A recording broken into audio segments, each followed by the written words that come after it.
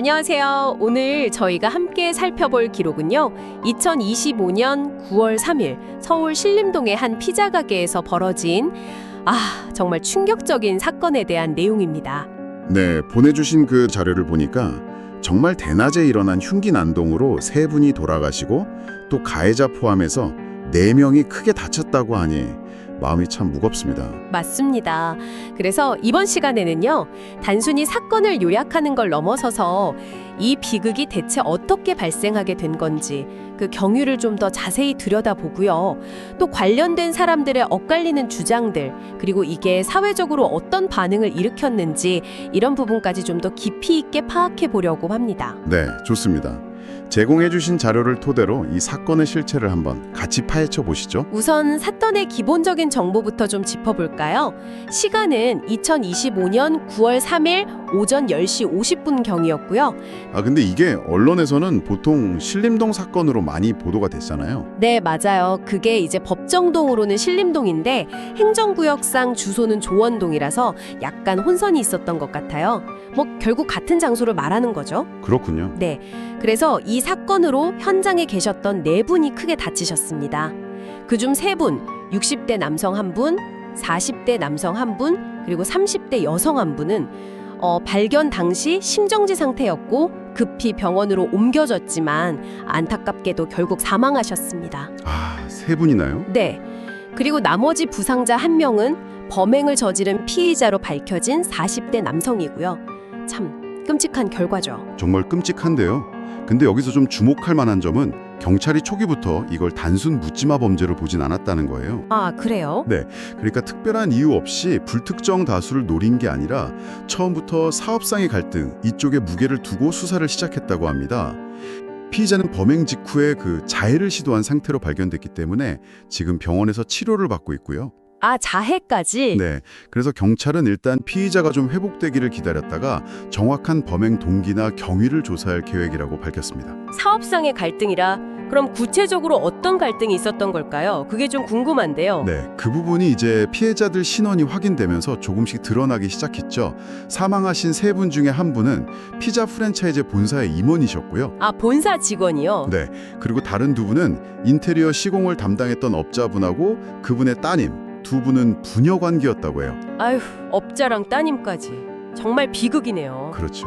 경찰 관계자 얘기를 들어보면 이 가게 점주인 피해자하고 프랜차이즈 본사 사이에 그 인테리어 리뉴얼 문제로 갈등이 있었을 가능성, 여기에 무게를 좀 두는 것 같더라고요. 인테리어 리뉴얼요? 네, 특히 몇 년마다 인테리어를 새로 해야 한다 이런 본사 요구가 있었을 수 있고 또 그때 본사가 지정한 업체를 이용하는 과정에서 마찰이 생겼을 수 있다는 거죠.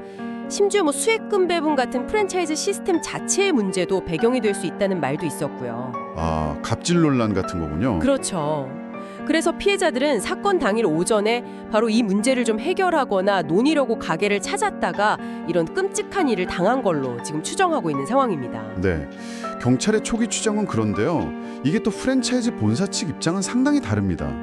어떻게 다른가요? 본사 대표가 직접 언론 인터뷰까지 하면서 점주들한테 인테리어 변경이나 리뉴얼을 요구한 적이 단 한 번도 없다.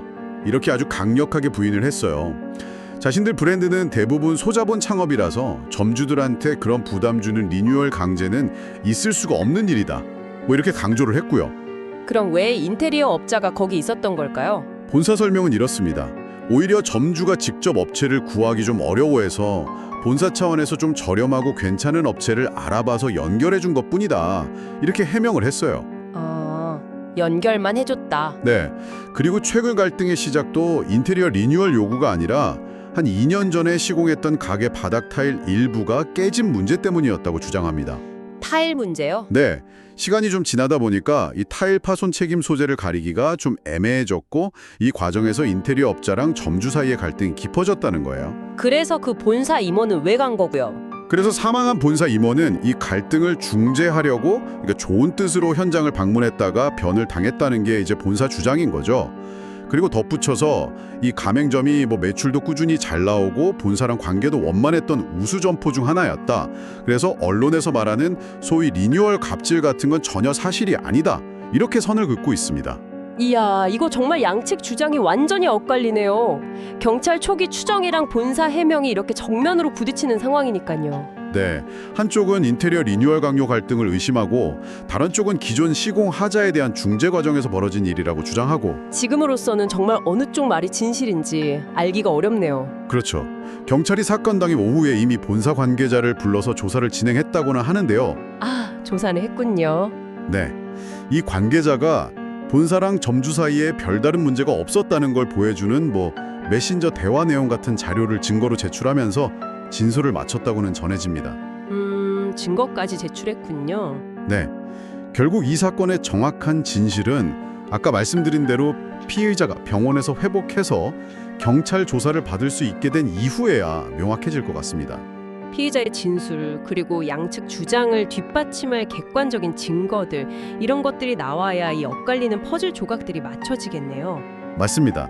자료를 보면 한국 국적의 40대 남성이고요. 이 피자 가게를 2023년 10월 5일에 열어서 운영해온 가맹점주라는 건 확인이 됐습니다. 네, 주변 상인들이나 이웃들 말을 들어보면 이 사건 이전까지는 특별한 문제 없이 성실하게 가게를 운영해왔고 평판도 나쁘지 않았다고 하던데요. 그런 사람이 왜 이렇게 끔찍한 범행을 참 그 배경에 더 의문이 커지네요. 그러니까요. 현재는 앞서 말했듯이 자해 시도로 중상을 입고 병원에서 치료를 받고 있는 상황이고요. 네. 그리고 사건 발생 직후에 좀 혼란스러운 상황도 있었죠. 어떤 거요? 그 사건 장소가 신림동이라는 점 때문에 일부 온라인 커뮤니티 중심으로 피해자가 혹시 조선족 아니냐? 이런 근거 없는 추측성 루머가 퍼지기도 했어요. 아, 그런 루머가 있었군요. 그 지역 특성 때문에 그랬나 보네요.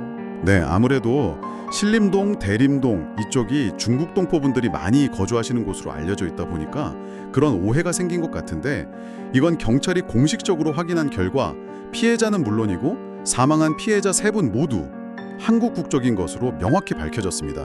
루머는 사실이 아니었던 거죠. 네, 그건 빠르게 바로 잡혀서 다행이네요. 하지만 이 사건이 지역사회에 미치는 영향은 좀 작지 않아 보입니다. 그렇죠. 특히 작년 2024년 8월에 있었던 신림역 지인 살인 사건, 이것도 참 충격적이었는데 그 이후 약 1년 만에 신림동 인근에서 또 이런 흉기 관련 강력 사건이 발생하니까요. 지역 주민들 사이에서는 치안에 대한 불안감이 다시 커지고 있다, 이런 목소리가 나온다고 합니다. 연이은 사건 때문에 동네 분위기가 뒤숭숭할 수밖에 없겠어요. 네, 충분히 그럴 수 있죠. 그리고 사건의 파장은 해당 프랜차이즈 본사에도 직접적으로 미치고 있습니다. 아, 그렇죠. 브랜드 이미지에도 타격이 크겠네요. 네, 피의자가 그 브랜드 가맹점주로 밝혀지자마자 회사 측이 즉각 대응에 나섰는데요. 회사 홈페이지는 지금 들어가 보면 페이지 준비 중이라는 안내문만 띄워놓고 사실상 운영을 중단한 상태고요.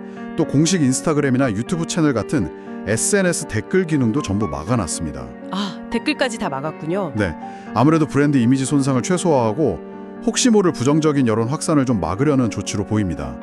가맹점주의 개인적인 일탈 행위라고 해도 브랜드 전체에 미치는 타격은 피할 수가 없으니까요. 그렇군요. 참, 한 사람의 극단적인 행동이 여러 사람의 생명을 앗아가고 지역사회를 불안하게 만들고 또 하나의 브랜드에도 큰 영향을 미치는 정말 파장이 큰 사건입니다.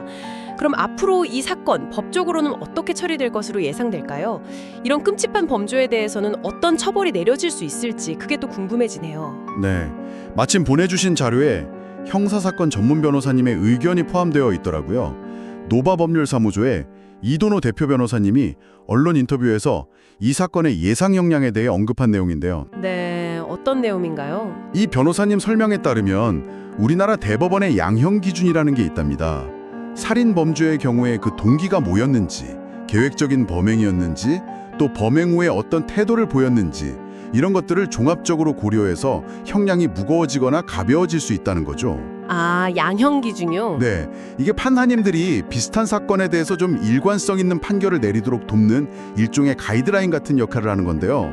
형법 자체에서는 살인죄에 대해서 사형, 무기징역 또는 5년 이상의 징역형을 규정하고 있습니다. 네. 그런데 이번 사건처럼 피해자가 한 명이 아니라 여러 명일 경우에는 형법상 경합범 가중이라는 규정이 적용됩니다. 여러 개의 죄를 동시에 저질렀을 때 처벌을 더 무겁게 하는 건데요. 아, 피해자가 여러 명이면 더 가중되는군요. 그렇죠.